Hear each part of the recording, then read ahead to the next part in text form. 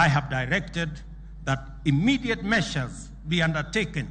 to disband the Special Services Unit in the Directorate of Criminal Investigation, and with urgency, investigations must be commenced so that those found culpable are held to account. There must also be robust mechanisms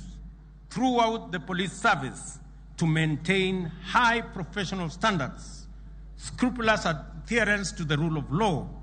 accountability for actions and decisions, and operational transparency. At the terminal end of this chain, the government has also undertaken its obligations to observe judicial independence while actualizing the judiciary fund,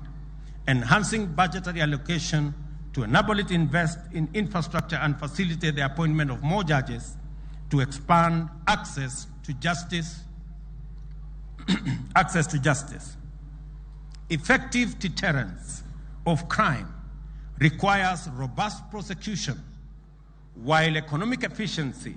investor confidence, and competitiveness all depend on effective dispute resolution.